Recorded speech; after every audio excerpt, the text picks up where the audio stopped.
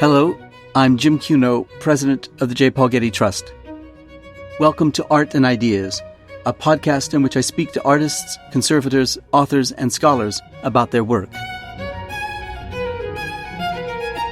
What is our narrative that gives us our place in a community beyond the individual life, into the future with the past, embracing everybody? Can we find one? It is the great challenge.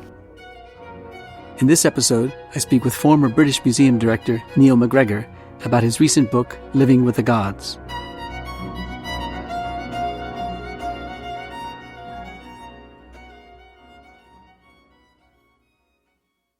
Neil MacGregor has served as the director of the National Gallery London, director of the British Museum, and until recently, chair of the steering committee of the Humboldt Forum in Berlin, an ambitious new cultural institution that embraces the presentation of the world's cultures as both distinct from and interrelated with one another. In 2018, Neil narrated a series for BBC Radio 4 titled Living with the Gods. Later that same year, he published a book of the radio broadcasts, and during his recent visit to the Getty, I spoke with Neil about the book. This episode was recorded at the Getty before a live audience. Thank you, Jim. Thank you. So, Neil, you begin your book by saying this. You say, living with the gods is about one of the central facts of human existence, that every known society shares a set of beliefs and assumptions, faith, an ideology, a religion, that goes far beyond the life of the individual and is a central part of a shared identity. Such beliefs have unique power to define and to divide peoples and are a driving force in the politics of many parts of the world today. No doubt both historical and current events provoked and shaped your book. What were they? The real trigger for the book was the fact that in the last 30, 40 years, contrary to all expectations, I think, religion has once again become one of the great political forces, one of the great dynamics of politics. And certainly in Western Europe, I think there's a great difficulty in understanding why that has happened. And what we wanted to do was looking at cultures from across the world to look at the idea of religion not as a set of abstract beliefs, not as theologies, but as a set of stories that embrace a whole community and give the people in the community their place in the world, their place in time, and their connection to each other. So the idea was to look at why it is that religion is such a powerful force to create a community, and therefore, in the current world, such a powerful force for politics, for aggression, for intolerance, but also for solidarity. And you write in the book that the Lion Man of Ulm, which dates back some 40,000 years to the end of the last ice age, represents a cognitive leap to a world beyond nature and beyond human experience. What did you mean by that? What you're looking at is a statue carved out of mammoth tusk. It's about 18 inches, 2 feet high. And it shows the body of a man leaning forward, poised, and the head of a lion. And why I wrote that it's a great cognitive leap is that it's about 40,000 years old. It was found in South Germany. It's the oldest physical evidence we have of our capacity to imagine something that doesn't exist. It's the earliest evidence we have of the brain of Homo sapiens thinking beyond the immediate, beyond the perceptible, beyond the graspable, and giving three-dimensional form to an idea. It's a very, very powerful and very beautiful object. It's found in the back of a cave in what is the greater Danube Valley near Ulm. These fragments were found in 1939. And then, of course, everything stopped because of the war. They're put together in the 60s. We're in the Ice Age. Communities of maximum 200 people, so no more than in this room tonight, is the whole community. You're on the edge of subsistence, maximum life expectancy, about 30, if you're lucky. And this group, which lives off berries when there are summers there, and the animals when they can kill them, with fire in the cave, makes this extraordinary object. All this is made with stone tools. It's a society that, as you can see, this is a family in the Stone Age wearing animal furs, confronting some unknown menace. And what they're likely to be confronting is, firstly, mammoth, the biggest animal that they know. It's enormous mammoths, which they wouldn't really be able to kill, but these mammoths would fortunately get bogged down in the melting mud of the summers, or they would be killed by other animals, and then they would use the stone tools to take the meat. The biggest animal, the mammoth. And the other great worry would be the lion, the fiercest animal, the most violent, the most savage, which would only be kept away really by fire at the mouth of the cave. And that's what makes this image so important. They use the tusk of the biggest animal they know to combine the head of the fiercest and most threatening animal they know and give it a human form. It's clearly an attempt to put the human experience into a much bigger framework. And for Rowan Williams, the previous Archbishop of Canterbury, it's at the moment when we start thinking of ourselves as part of a story bigger than ourselves that the religious sentiment starts.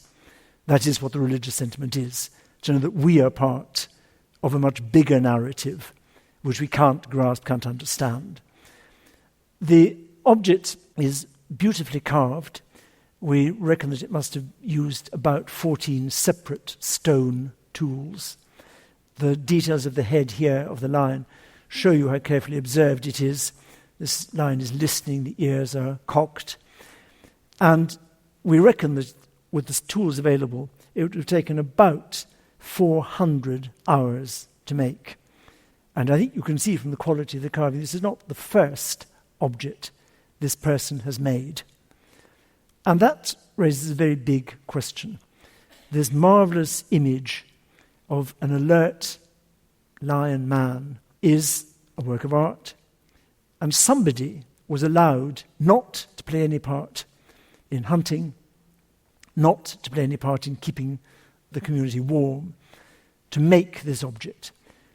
Why would you invest so much in an object which neither clothes nor feeds nor heats for a society that has no margin in its subsistence? Anthropologists, deep historians, argue very strongly that that's because a key element in the survival of any group is a story, a narrative that allows the community to think about itself as an entity that goes on through time. Every winter, the group that made this would know that some of the community would not be there next year. The community will be, but the people will change. They know that their life is governed by forces they can't control. So this object is part of a story about the human condition. It's also a very remarkable object to look at. Mammoth ivory is very rough in its surface, but it's been worn smooth. And analysis in the laboratory, macrophotography, suggests that the only way this could have happened is if this object had been handled thousands and thousands of times, worn smooth by the hands of the community over generations. That's a very extraordinary phenomenon. We're looking at a story that is shared by everybody. And on the muzzle of the lion are elements of an organic liquid, which they think may be blood. There's a narrative, it's a ritual, we don't know, it's shared. But it does take us right to the heart of the great statement, I think, by Joan Didion. We tell ourselves stories in order to live. This is the first evidence, I think, of that kind of story. And what we're arguing in the book is that that kind of story, the religious story, beyond the single life in time, beyond the group, that is the most powerful element in keeping the group together and allowing it to survive. The stories that allow us to live. And we have no evidence of any society that doesn't have such a story, that places it in the wider world of time and space. We need them. And that's why religion is so central. Now, you said that it was found in 1939, and one of the terrible ironies of it was that it was framed in the context of perhaps some justification for a national socialist identity. Yes, it's one of the very fascinating things. This cave in the area around Ulm had already been shown to have many very early artifacts, very early sculptures, known to be older than most of the others. For the Nazis, this was thought to be the area where you could demonstrate that this is where the Aryan race really began, and began making great things. And so the Nazi hierarchy put a lot of money into the academic research and excavations in this area in order to find the objects. And the two archaeologists who are responsible for finding the Lion Man in 1939 are both very committed party members. Everything stops once they've found it, and for obvious reasons, there's a certain embarrassment after the war about developing all this and picking them up. But it is one of the fascinating ironies of the whole narrative that is why we wound up with this extraordinary document, which is really a document for the whole of humanity. Yeah. So now we go from the Ice Age to Fire and State, the second chapter in the book, which begins by exploring the role of Vesta, the Roman virgin goddess of fire, whose only temple lay in the heart of the Roman Forum. Yes, the world of the Lion Man is a world that is possible only because of fire. When Homo sapiens leaves Africa, moves out, of course, the only thing that allows it to live in the Ice Age in Europe is fire. And whatever story the Lion Man may be about, it can only have been told around the fire. Without fire, no society. It is the center of all communities. And so it's not accidental that for the Romans, fire is the emblem, not just of a hearth, but of the whole state. Right in the middle of the Forum in Rome, in the heart of the city, is the temple of Vesta, the prime goddess of Rome. You all know that Vesta is the goddess of fire. She's also, without doubt, the most boring goddess in the whole of the Roman pantheon.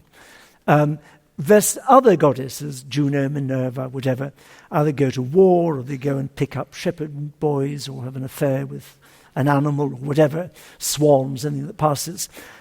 Vesta just stays at home, never leaves the hearth. She stays at home by the hearth, she keeps the fire burning, she keeps the house going, she keeps the state alive. And it's an extraordinary phenomenon that from the beginning, the flame of Vesta comes to represent the survival of the Roman state. It's a brilliant idea, I think, that a society, a community, the law of a community, the story of a community is so fragile that it needs to be constantly tended. It gives warmth, it gives food, it enables life, but it's constantly in danger. It can destroy, but we need to keep it alive. It's a perfect model, perfect symbol, if you like, of the divine. It's all-powerful and can only survive if we tend it. And so the tending of the flame is central to the survival of the state. It becomes the symbol. And, as you know, the people charged with looking after it are the Vestal virgins. 8 women, usually from noble families. You're chosen just before puberty, and you serve for about 40 years. And during that time, your only job is to ensure that the flame of the temple of Vesta never goes out. Here's a coin from around the year 200 AD. If there's only need for one flame, and that flame is in the temple in Rome, why would there be the interest in duplicating the image of it and distributing it throughout the empire, for example? Does this have any kind of power other than just decoration on the coin? It does. It reminds you that this is what the state depends on, and that the stakes are very high. We all know what happens when the state collapses. You have civil war, and Rome has had this many times. So keeping the flame, keeping the state together is critical. And the Vestal virgins, as you know, they are virgin. if the flame goes out, it's assumed that one of them is no longer chaste and they're buried alive. You might wonder why you would therefore embark on this career. Two things. Firstly, it's hugely prestigious. You get the best tickets at the theatres, all the rest of it. Very helpful for the rest of the family. And when you emerge, you have a lovely rest of life. The other thing is that if you're challenged, you prove that you are virgin by going to the Tiber with a sieve and carrying the water in the sieve through the streets. And that will show you're chaste and it's all fine. High-risk job, but enormously prestigious. But more important, it is the only public role in Rome open to women. All the political roles are male. This is the only one open to women. So it's very sought after. And it's why on the other side of this coin, normally on a Roman coin you'd expect to find on the other side, of course, the emperor. But on the other side of this coin, you find the empress. She is the mother of the nation. Vesta Mater, over the chain, the Virgin Mother, a very common phenomenon in many religions. The Virgin Mother will be the ultimate protector. But the Queen, the Empress, can be the guardian of the flame. She also can keep the state going. And this, I think, is one of the really interesting things. This becomes almost a feminist image. Later rulers in Europe, later queens particularly, are mesmerized by the Vestal Virgin model. So Elizabeth of England, who is the Virgin Queen, protecting the nation, holding it together, has herself painted carrying a sieve as the Vestal Virgin. Marie Antoinette, of course, sadly not virgin for these particular iconographic purposes, is shown here tending the flame of the nation. These are very, very powerful resonances. And I think it's because that symbol of the flame as divine, all-powerful and weak and dependent is such a wonderfully ambivalent one. In France particularly, it continues. After the First World War, when a memorial is needed to what the nation has sacrificed, under the Arc de Triomphe, they light, in 1921, the flame, not the flame of the unknown soldier, as in many other countries, but la flamme de la nation. The nation has survived. The flame lit in 1921 has never been extinguished. Every night at 6:30, if you're in Paris, it's well worth going, there is the scene of the ravivement de la flamme, the revival, the tending of the flame. And school children and veterans turn up together to keep the flame of the nation alive. This went on even through the German occupation of the Second World War. It was such a powerful symbol that they allowed it to continue. And the first public act of President Macron was to go to the flame of the nation and keep the flame burning. I don't know what you feel about this. I think it's an extraordinary image of the fragility of a political structure and of its strength, that it needs attention, and it is absolutely central for us all to survive. Yeah, it needs to be tended to on a regular basis as well. It's something you can't take for granted. Exactly. Otherwise it will go out. Now, tell us about this Felmingham hoard, which is a group of objects buried in Norfolk, England around 260 of the Common Era and excavated in 1840. It introduces the chapter to your book titled The Blessing of Many Gods.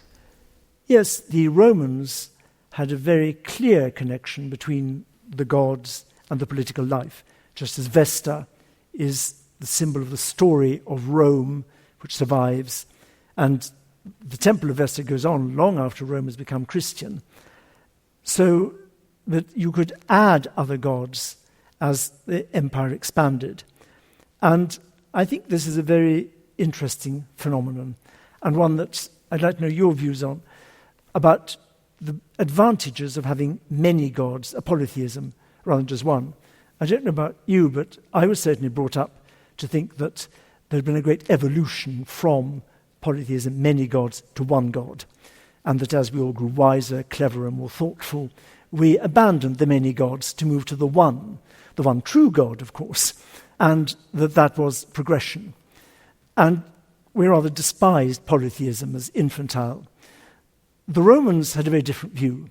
And what you're looking at is a cooking pot that was used in Norfolk, in England, somewhere around 320, somewhere in the 4th century. And it was buried, it was found in the 1830s, and what was in it was a whole series of gods, a collection of gods all in the same cooking pot. We don't know why they were buried, possibly because there was a dedication of a new temple, possibly because of a raid, we don't know.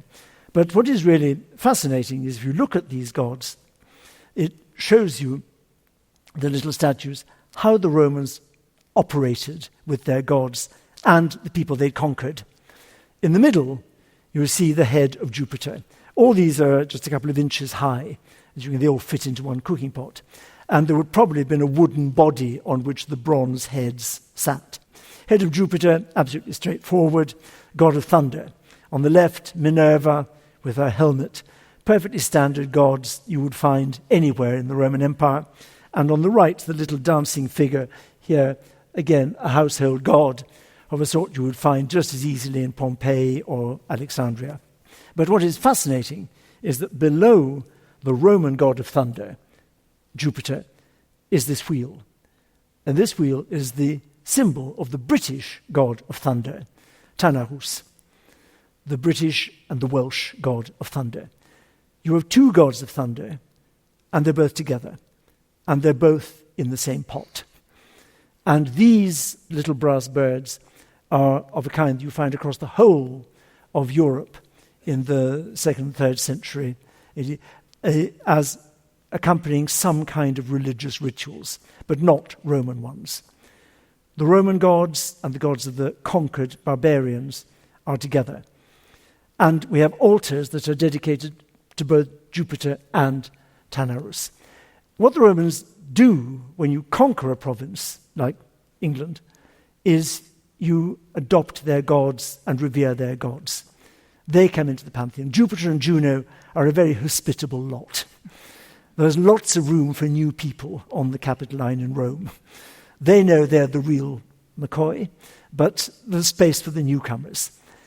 This is, of course, something that no monotheism can manage.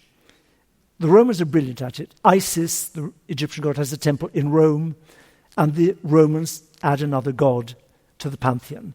You can never have too many gods. And as your understanding of the world, your contact with the world grows, your gods grow. And they're all worthy of veneration. So here you have a coin showing the symbol of the great god Baal, whom you all know from the Old Testament, the hostile one, the one that the Israelites so dislike. Baal's symbol is a great rock. When the Romans conquer Palestine, they bring the symbol of Baal to Rome, but not just as a trophy, in order to build in Rome a temple to the god of the conquered people. Just as the conquered people become citizens, the gods of the conquered become fellow gods. I think politically this is really fascinating. It was something that the European colonial empires could never do. It was impossible for the Spaniards in South America to revere the gods of the people they conquered, just as it was for the British and the French in Africa, India, wherever. This model of adoption of a pantheon that's got many gods suggests, firstly, with a humility that you never understand the full measure of the divine, but that also you can really honor the traditions of the people who are your new citizens. And to go back to that early European images of the difficulty of incorporating new citizens, new stories, the Romans had it made. And in many ways, Hinduism still has this great possibility. There's no limit to the number of gods that can be revered. New ones are added. I think there's a great deal for us to ponder in this, in a world of growing religious intolerance, where we've all been brought up, I think, to revere the monotheisms. What a polytheism allows is, I think, something not negligible when you're trying to bring different communities into living together, which is clearly what we're struggling to do. Now, you introduced Durga to us in this image. In the next chapter, she features prominently. Yes, this figure here, as you see, this terrifying woman with many hands holding weapons mounted on a lion, is the goddess Durga. The narrative is, again, a rather pleasingly feminist one. The gods, who were mostly male, had unwisely agreed that one man would be able to do things, would not be able to be killed by any man. So they create Durga to destroy an evil man. She is the woman who can destroy evil in a way that the male gods can't. She's particularly worshipped in Bengal, northeast India, and she visits every year in early autumn when the Ganges monsoon floods, melting the snows behind, the river is very full. And it's a cyclical feast. Durga leaves her home in the Himalayas, comes down into the plain, goes out to the Bay of Bengal, and then returns to the Himalayas, the cycle of the seasons of snow, melting, and return. And it's the huge, huge festival in Calcutta and the region around. And every year you need to make an image of Durga to come to your town, your community. The iconography is absolutely standard. She comes with the lion, and she overcomes and destroys evil, in this case, in the personification of the green man. This statue has to be made every year. It's a statue made out of straw and earth, and then painted. And it is not made in a temple. Durga is not a goddess who comes to the temples. She comes to the street. Durga is the goddess of a whole community. It's the ultimate story of a whole community finding a way of articulating a narrative of itself. Durkheim, the great French sociologist, argued that what a religion is doing is creating an idea, an ideal of society and revering that. That's what it's all about. We revere the ideal of the society we would like to live in. The making of the Durga statue goes a long way to give a reality to that. Straw and earth, and the whole community must contribute. So into the statue of Durga, in the clay, come clay, earth from every part of the village, every corner of the village, every part of the district you live in. They all have to be brought together and mixed up and put there. There needs to be some earth from the banks of the Ganges, because she is the goddess connected with the Ganges, which gives life, the divine river. There needs to be earth from dust from the house of a prostitute, the outcast, and that dust has to be gathered by the priest. So the divine and the outcast combine to bring the earth that goes into the making of the statue, which is then painted, and only when the whole community is present can the goddess inhabit it. It's a marvelous bit, I think, of theological, social cohesion. What you're looking at is a whole community physically present in the statue. Then, for a few days, the goddess comes. Everybody puts on their best clothes, they repaint their houses, they have feasts, give each other sweets, and for 3 or 4 days, offerings are put in front of the statue is revered. Every suburb, every district in the big towns compete. You all have your own Durga.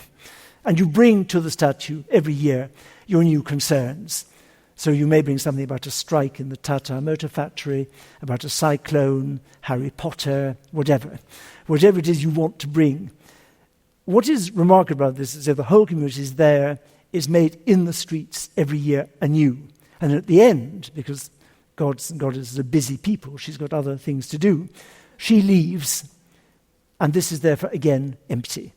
And so you take it, all of you, to the Ganges, and the whole thing, nothing more now than clay and straw and paint, floats away.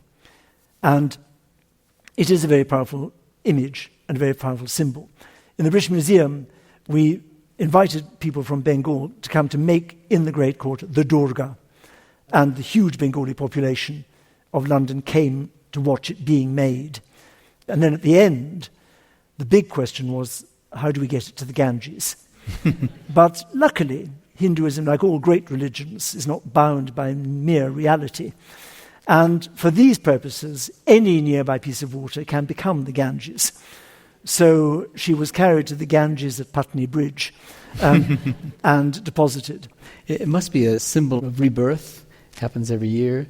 But what's powerful about it is that it's not that of an individual, but of a society, because everyone has to participate in it every year. Exactly. And this, of course, I think is why the festivals are such an important part of all religions, because what the festival does is do the same thing every year, but in a different way and with different people. And every one of us remembers, whether it's the Christmas or the Hanukkah or whatever, of our childhood. And you know that this has gone on, it's changed. The people we did it with as children are dead. It'll go on, we'll be dead. The festival reminds you of your place in time in a way that no political festival has ever been able to do. And that, of course, is why this is such a powerful bond for a society. And I think, I don't want you to agree with this, as societies feel under attack by globalization, unsettled by immigration, modernization, this idea of an enduring community through time has a huge power to give people that sense of cohesion and loyalty and a narrative of ourselves that it's worth fighting for and worth dying for. And I don't know whether the same is true in the United States, but in Europe, I think most people are genuinely baffled at the idea that you can be willing to die for a belief, a theological belief as they see it. I think if one presents that in terms of a narrative of a community through time, that willingness to sacrifice to it becomes much more comprehensible. So in your next chapter, which deals with the protectoresses, you have a female figure who plays a very different role, one that isn't reborn every year or isn't recreated by the community, the one that is eternal. Yes, it's part of the same question. One of the things that we found fascinating when we were planning this book at the British Museum, looking across the cultures of the world present in the museum, was how recurrent these themes are. The need for an image that will embrace everybody and is, at once particular, is local and universal. And Durga was the obvious model from the Indian world, but for the Christian world, we became very fascinated by images of Our Lady of Guadalupe. Many of you will know this much better than I. It is an extraordinary image, but it is also an image that has come to be not just a theological idea, but an idea of Mexico, an idea of identity for a people oppressed, dislocated, invaded, humiliated. And this image is one of the ways in which they have tried to find their position in this world profoundly altered in the 16th century and still today. And you all know it's, of course, central to Mexican identity, wherever Mexicans are. This is actually from a mural painting in Los Angeles. And just to remind you of the narrative, in the 1530s, so 10 years roughly after the destruction of Mexican society, a young indigenous Mexican boy is walking on the hillside and he's approached by a woman who is clearly also an indigenous Mexican.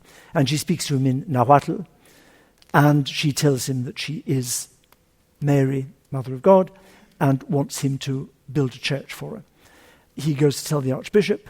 Archbishop says, nonsense, can't be true. She's not an indigenous Mexican lady, and if she were going to be speaking to you, she would not be speaking in Nahuatl, but either in Spanish or Latin, I think is broadly the drift of the conversation. She then appears again, and this time with the miracle that on the 12th of December, she makes roses, flowers to bloom, and he gathers them up in his apron, and that persuades the Archbishop that this is a real apparition. And as Juan Diego, as he's called, as Juan Diego pours out the flowers, on his apron appears the miraculous image of Our Lady of Guadalupe. And this miraculous image, come directly from heaven, in, of course, the iconography of 16th century Spain, the Virgin standing on the crescent moon, but with indigenous colouring and indigenous features. She is the first non-European image of the European Catholic Church. The cult becomes very quickly established, as you know, the cathedral on the left soon having to be extended by the basilica you can see on the right. But what I find interesting about this is that this, in the narrative, as told by the Church now, it is a narrative that the people wanted this, and the clergy were reticent, and the people insisted, and she has been in many ways a creation of the people. She is seen as the protector of the poor, indigenous and European, and she's seen above all as the protector of all of Mexico, and the protector against the powerful. And this, I think, is very fascinating. Normally, in religions, certainly the way we're told about them, religion is seen often as a power of oppression, as in Russia.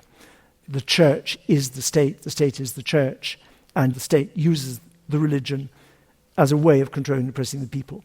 Here, this image is seen as a way where the people themselves can find protection against the powerful. And nowhere more striking, I think, than this kind of image of protests in California by Mexican farm workers in the late 1960s, where right at the front, ahead of the Mexican and the US flags, not a trade union image, but the image of Our Lady of Guadalupe protecting the weak.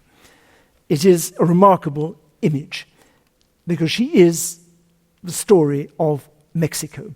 She is the protector against the strong, and she protects them in all kinds of ways. And when you go to Guadalupe, you take away a souvenir, a memory, to be protected by her. And the one I most love, we have a great selection of these in the British Museum, perfectly hideous replicas of Our Lady of Guadalupe, but this little girl's straw hat with the image, and where you would expect Ave Maria or Ora pro nobis, what you see is Símbolo de Mexicanidad. The narrative of the Virgin of Guadalupe is the narrative of the nation, and it survived the Mexican revolutions, it survived all the political turmoils to continue like that. People need, they want, and they create the narrative that they require to find a story in which they can all have a part and where they will be protected in the bigger world that they can't control. And a dazzling example of that, I think, happened in the last 20 years in Paris. At the edge of the Pont de l'Alma, just beside the metro station in Paris, is this replica of the torch of the Statue of Liberty. As you know, the Statue of Liberty was given by the people of France to the people of America. It was decided by the New York Times that in 1989, for the 200th anniversary of the revolution, the replica of the flame would be given back to the people of Paris. And it was put up by the Pont de l'Alma. Well, you don't immediately know that Franco-American friendship is a flickering commodity. And it stood quietly beside the Seine, nobody paying very much attention to it, until the night when in the tunnel below, Princess Diana was killed. And almost immediately, the public appropriated this monument to Franco-American friendship as a shrine of Diana. It is an extraordinary phenomenon. Every day, if you go to this monument, you will see photographs, flowers, poems, letters, prayers, thank yous, effectively ex votos. Every evening, the authorities take them away. The next day, they come back. It is really worth going to see. And it is the perfect demonstration, I think, of the need people have to believe that there is a force, someone from a higher realm, somebody out of their world, but concerned with them because of the work she did with AIDS victims, victims of mine and whatever. It is the most extraordinary phenomenon of the protector, the need to have the protector, whether it's Our Lady of Guadalupe, Princess Diana. I think there's no doubt at all in the Middle Ages, this would now have become a cathedral. She would have been canonized and this will be a place of pilgrimage. It effectively is. That tells us something very important, I think, about how powerful these narratives are. And it's not about a theology. It's about social security and cohesion in the group.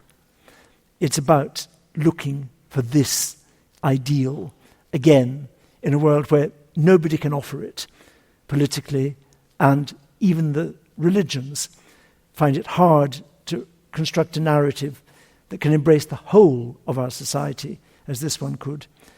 And it is the big problem, certainly for Europe at the moment. Beginning 40,000 years ago, what is our narrative that gives us our place in a community beyond the individual life, into the future with the past, embracing everybody? Can we find one? It is the great challenge. Yeah. I wanted to close with the very last chapter in the book, living with each other. As I said, the crisis in Europe is a very profound one. And one of the many disturbing elements of it is, of course, the response to immigrants. And as war in the Middle East, war in North Africa, climate change, economic deprivation, political oppression drives people to leave Africa for Europe, a Europe which they're not wanted, thousands, hundreds of thousands have tried to reach Lampedusa, that little island, in small boats. In Europe, they are not wanted, and they're not wanted, the dislike is articulated in terms of religion. What happens in Lampedusa, you know as well as I. We know regular hundreds, thousands of people drowning and arriving not wanted. How do we respond to that? It is, I think, the challenge for every one of us, certainly in Europe, but I think worldwide. What is our narrative that allows us to make these people part of our story? The local carpenter in Lampedusa was very exercised by this. Lampedusa was a tiny island, hundreds of thousands of people coming. He couldn't give them anything in the way of food, clothing, whatever. But he did decide he could give them something, a symbol of hope. And so he gathered the wreckage from ships that had foundered, bringing the refugees, usually with several hundred being drowned and some surviving. And out of the wreckage of the ships, he made a series of small crosses, about 2 feet high. It has the mark of the wreckage, the old wood, the old ships, the old boats that foundered, turning them into a symbol of hope. He felt that was the only thing he could give them.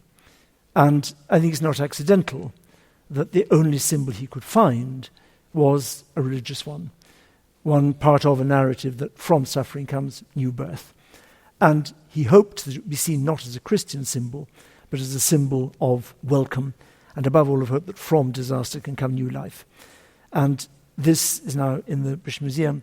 For Refugee Week, every year it goes to St. Paul's Cathedral, and this little cross sits as a symbol, again made by this humble carpenter in Lampedusa, of a narrative that will allow us to embrace the people who want to be part of our society. Because that is, I think, quite clearly, in Europe at least, the greatest challenge that we now face. Well, Neil, thank you. As always, thank you for bringing to life these great stories. You have an ability to bring objects to life with eloquence, to bring the stories that objects hold to everyone. So we're grateful to you to come tonight for this, and congratulations on the book, Living with the Gods. Thank you.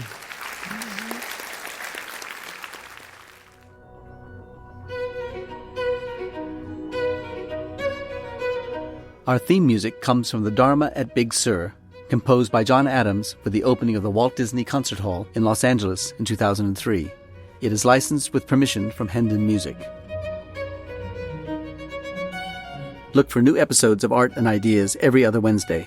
Subscribe on Apple Podcasts or Google Play Music. For photos, transcripts, and other resources, visit getty.edu/podcasts.